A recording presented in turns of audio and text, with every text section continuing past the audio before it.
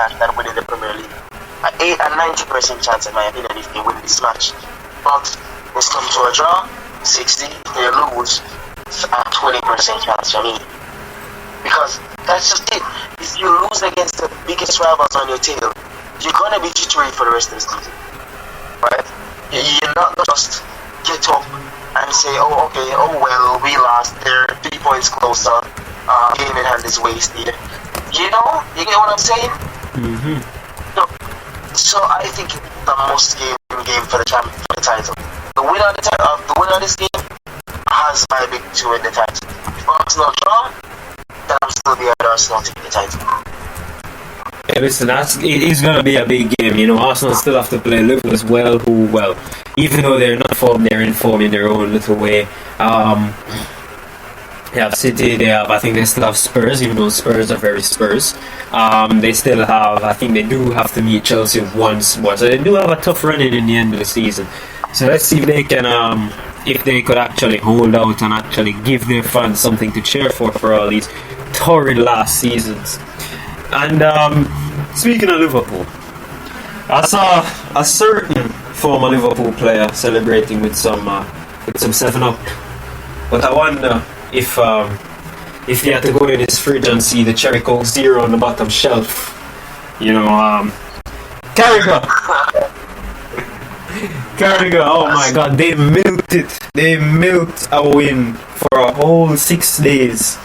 And then they're all disappeared since they lost to Bournemouth. I don't care if I got 7-0. Losing to Bournemouth is the most embarrassing thing you can do as a Premier League team. And that's saying something. That is saying something. But what do you think? You know, Salah put his penalty somewhere in orbit. Darwin looked like Darwin again. Gakpo couldn't hit the ocean from a boat.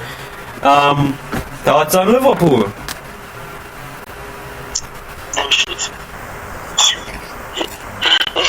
To put it bluntly, they were just rubbish.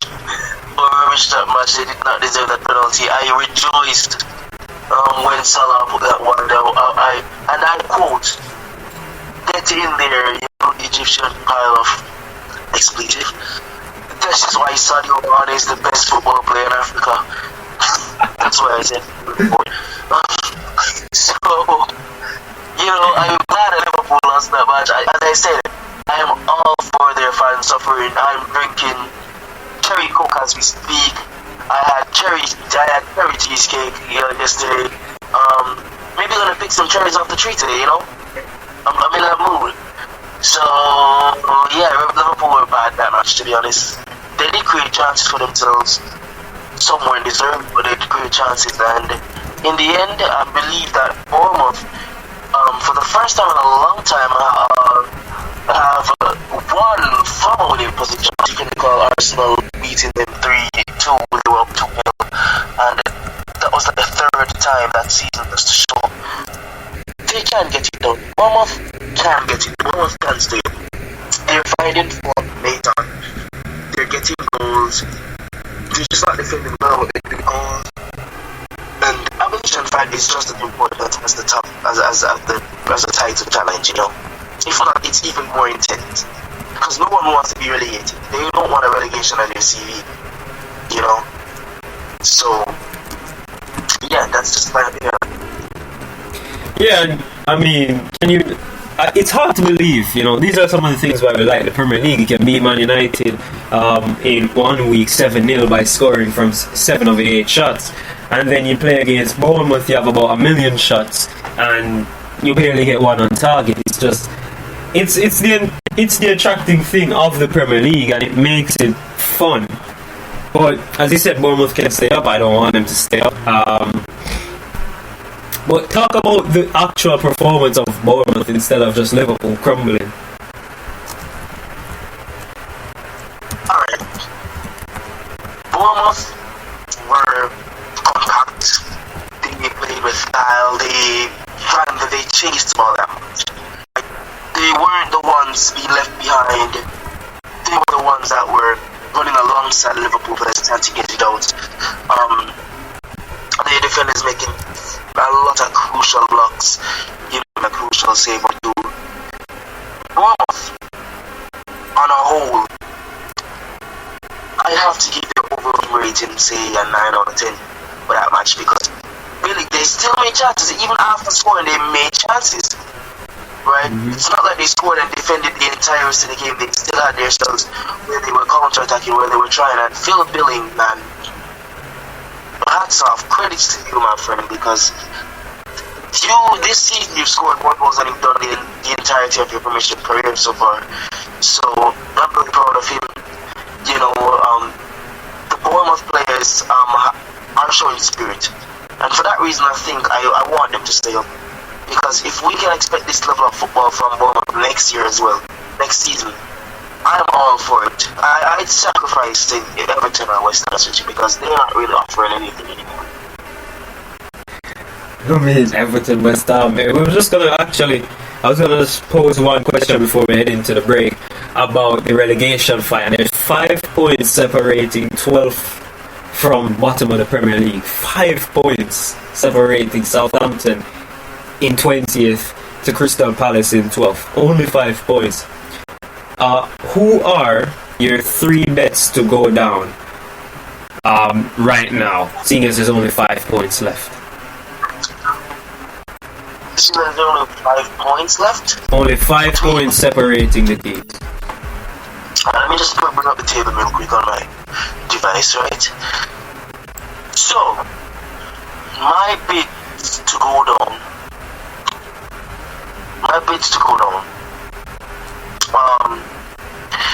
It would be, I believe Southampton still ground. I believe Leicester City might fall victim to that as well. And I don't want to say it, but Everton.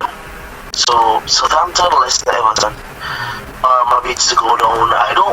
The reason why I say I don't want to say it is because I was thinking that the way Forest been playing, we are at third too, but you know, we're not manifesting any bad energy anywhere near us. So, you know, my bids, Southampton, Leicester City, and Everton. What are your thoughts, Jackson? Well, right now, I say Leeds, I say Leicester, and the third team I have no idea, so I'm just gonna throw out West Ham in there. But we will be right back after a quick break. You know, you keep going into your own time. I'm running out of time to give you, bro. I'm running out of time. It's alright. Like and subscribe some more. With Jackson Bryan and Randy Savage. Me and talk about GZ Sport. Check out the station. Feel like a sport education. Yeah, the best news I come from GZ Sports. You know, from doing video. Like and subscribe, don't pause. Sometime me I wonder to Ross. Me and talk about GZ Sports. Tune in for the offline tour. Like and subscribe some more. With Jackson Bryan and Randy Savage. Me a talk about GZ Sports. Tune in for the offline tour. Like and subscribe some more. With Jackson Bryan and Randy Savage. Me a talk about GZ Sports.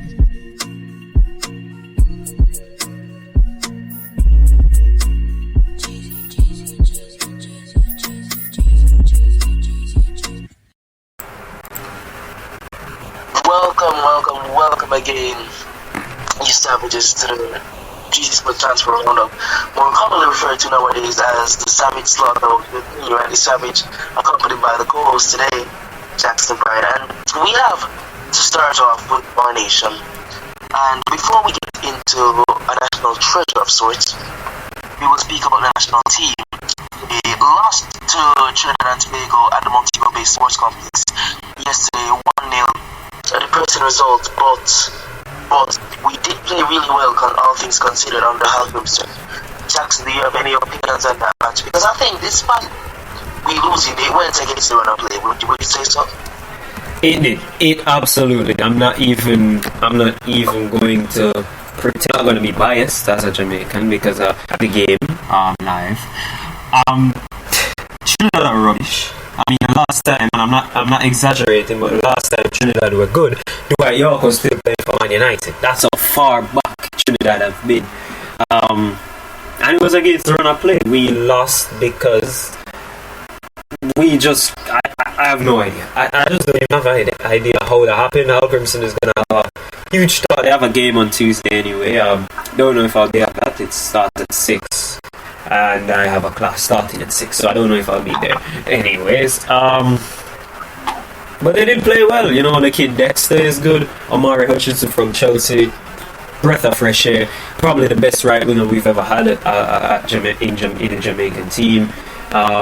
Dejan Richards got his debut, and even some better performances from the McCallers from on the team. They didn't look bad. You know, we still need a goalkeeper. You know, we still do need a goalkeeper. We need to Shane, I'm talking to you. You still need to go back and start playing again, so we do have a goalkeeper for the future.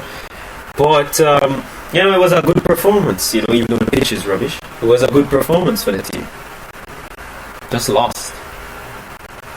It was one of those games where you control the entire game and you just don't know what happened. You just lose the game. It was one of those matches, you know. Yeah, I understand. It does show positive times for our football. It certainly does. You know, we used a lot more locally based players this time, which is something that the other coaches did not do. They didn't give the local players a chance. It's a great feel to see actual born and raised Jamaicans playing. But moving on from that, I'm moving on to another Jamaican, Dejan Richards, aka Whisper. You've maybe heard us about him as he releases the schoolboy football segment for the Kingston College. But he has made a shock signing last minute to Chelsea FC. So Chelsea FC has signed the Jamaican wonder kid. The contract details aren't released yet, but just know that he won't be able to go to Chelsea until he actually turns 18 years old, because, as you know, parental permission, work permit, all that sort of stuff. Yeah, but he has decided by the what is that? Do you think he will become the catalyst in the face of Jamaican football after this time? And if he does make an impact at Chelsea, you know, I love this movement. As you can look up, he was at Newcastle United. During trial, they were going to sign him, but the sporting liaison officer for Chelsea personally came to Jamaica to sign the player. Yeah, I mean, listen, Joe Shields, we all know him from Southampton, from his days there. You know the young players that he's brought in at Southampton. He's never missed. He has never missed with a young player. And personally, and I know this is going to shock a lot of people, I didn't want Chelsea. I didn't want him at Newcastle. I'm a United fan. They do know about him, the Souths. They do know about him. They didn't act quick enough to get enough knowledge. But I didn't want him in England because, you know, we've watched him last season and see how he plays. He's not... and it's not a disrespect to him, but he's not that physical pace and power player. He's more of a link up, tiki-taka, I'll get in behind, take on a man type of player. So I would love to have seen him sign for a team in Spain and build himself up from there. You know, he doesn't have the physique to go into the Bundesliga, not yet. And at his age, his temperament, it's not gonna work out for him in the Bundesliga. Does it work in Chelsea? Listen, we all hope he does. People think he's a centre forward. He's actually a right-sided player. Good on the left. He can take on a player. He's a good finisher, as we know. It's been compared to even Alan Shearer when he was at the Newcastle trial. That's from what I'm hearing. But man, he should be the next big thing. I mean, who do Chelsea have as a number 9? I mean, especially in the youth setup in the academy. Huh? Oh my Christ.